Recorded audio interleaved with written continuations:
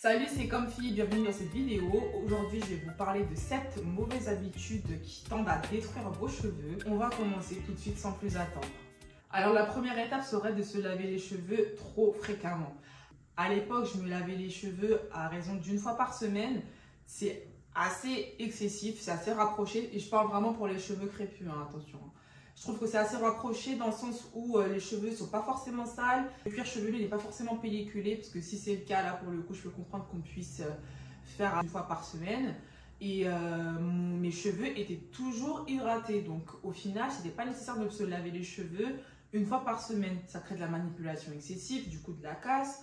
Et forcément, vous ne voyez pas du coup les changements sur vos cheveux en termes de volume ou de prise de longueur. Donc aujourd'hui, je me lave les cheveux une fois tous les 10 jours, voire 14 jours. Je vois même des filles, elles se lavent les cheveux une fois par mois. Bon, ça, je sais pas comment elles font. En tout cas, c'est fort, hein. Moi, j'arrive pas personnellement. Au bout d'un moment, mes cheveux me grattent, j'ai envie de me laver les cheveux. Donc, c'est un conseil que je vous donne, forcément, c'est à nuancer. Et si vous voyez, vous y trouvez votre compte à vous laver les cheveux une fois par semaine, continuez et faites. Mais en tout cas, je ne recommanderais vraiment pas de le faire plusieurs fois dans la semaine. Ensuite, en second point, je dirais qu'une des erreurs qui détruisent vos cheveux, ce serait de ne pas être suffisamment généreux en produits dans vos cheveux. C'est-à-dire que l'histoire de mettre une petite noisette dans vos cheveux, machin, là, comme ils aiment bien mettre en instruction derrière vos flacons de produits, ça ne concerne pas nos cheveux. Mais vraiment pas.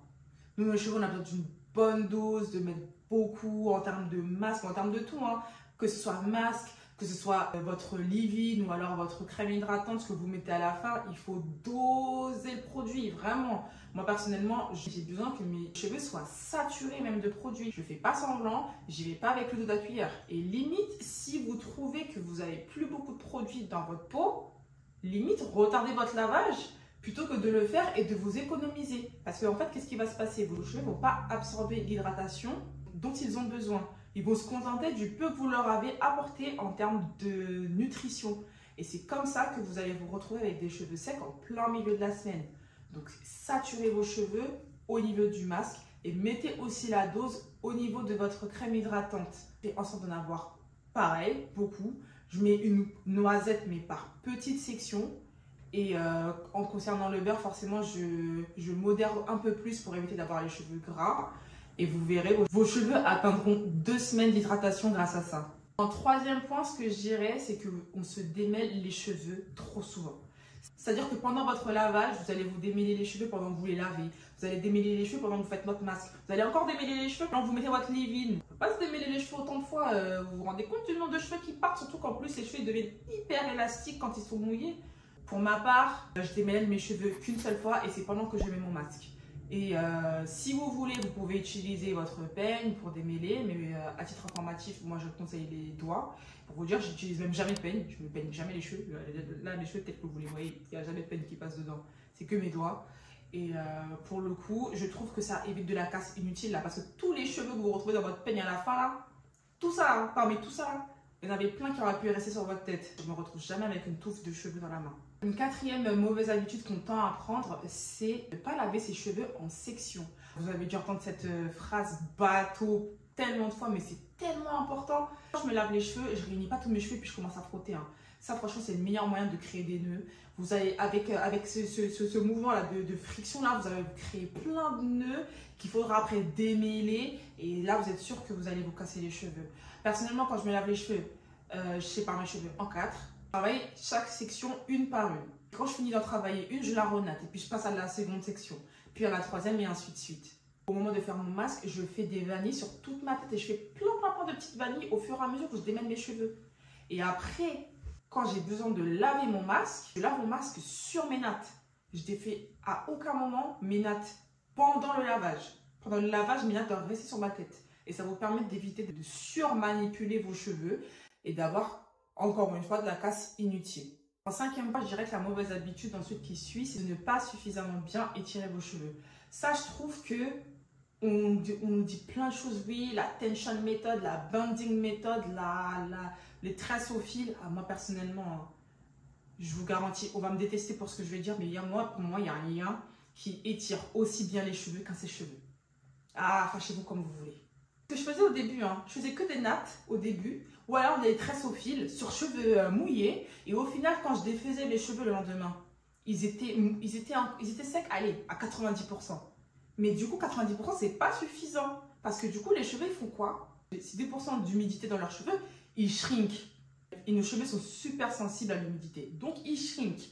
Et ça fait quoi? Ça crée, pareil, des nœuds que vous devrez démêler et de la casse. Franchement, c'est un cercle vicieux à chaque fois quand on ne sèche pas ses cheveux suffisamment. Moi, personnellement, ce que j'utilise, c'est mon sèche-cheveux à chaleur moyenne. Bien entendu, quand je fais ça, je le fais sur mes cheveux déjà hydratés. Je pose ma buttercream, je mets mon beurre et ensuite, je sèche mes cheveux au sèche-cheveux. Je tire sur mes cheveux pour avoir une tension et puis je sèche par-dessus. Et cette méthode, c'est la meilleure pour avoir les cheveux bien étendus. Et si vous êtes satisfait par vos tresses au fil, franchement, faites. Mais moi, personnellement, je vous le dis, j'ai tout essayé parce que j'étais contre la chaleur. La chaleur, c'était le diable. Il fallait pas avoir de la chaleur dans les cheveux. Non, franchement, il n'y a rien qui surpasse un sèche-cheveux. C'est fait pour ça. Et, si vous voulez, vous mettez un protecteur de chaleur. Moi, personnellement, je n'y crois pas plus que ça parce que je crois que c'est pas le petit spray que vous allez mettre sur vos cheveux qui va miraculeusement sauver vos cheveux. Moi, j'y crois pas à ça. Dans le sens où si vous avez fait un soin profond juste avant, ça va beaucoup plus protéger vos cheveux qu'un spray vendu comme du protecteur de chaleur. En tout cas, vous, si vous avez un produit miracle, n'hésitez pas à me le dire dans les commentaires parce que moi, pour le coup, je n'en connais pas et du coup, je fais ça. Alors, mon 6e point va rejoindre et compléter mon 5e point. C'est-à-dire que l'une des mauvaises habitudes, c'est que vous ne faites pas de braid à la fin de votre routine. Donc là, j'ai les cheveux propres, mes cheveux sont secs. Ce que je vais commencer à faire, c'est des braids sur toute ma tête. Donc, je vais finir par avoir minimum 8 braids, ce qui va me permettre d'avoir une mise en pli pour les 2 semaines avant mon prochain lavage. Donc, ça, du coup, c'est le résultat de mon braid out. J'en ai fait exactement 11, je crois. Mais forcément, si vous avez moins de cheveux, vous en ferez moins. Si vous avez plus de cheveux, vous en ferez beaucoup plus. Et grâce à ça, mon braid out va devenir une sorte d'indice. C'est-à-dire qu'à partir d'aujourd'hui, tous les soirs, je vais me faire des braids avant d'aller dormir. Je me fais 6 braids. Comme je vous ai dit, si vous avez moins de cheveux, vous en faites moins. Si vous avez plus de cheveux, vous en faites plus. À l'époque, j'en faisais 4. Aujourd'hui, mes cheveux ont un peu plus poussé, j'en fais 6. Mes cheveux sont supposés garder une forme définie. Si je perds en définition, je vais commencer à capter que je perds en hydratation. Parce que des cheveux hydratés prennent le pli. Des cheveux déshydratés en prennent beaucoup moins.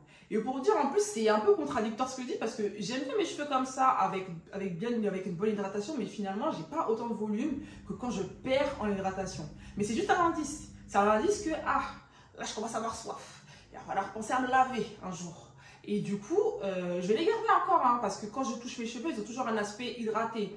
Mais en profondeur, ils perdent puisque la vitalité n'est plus la même. Ils seront plus aussi souples, ils seront plus autant définis. Et ils vont perdre en brillance. Alors que là, j'ai les 3. Mes cheveux, ils brillent, mes cheveux sont définis et mes cheveux, ils sont souples.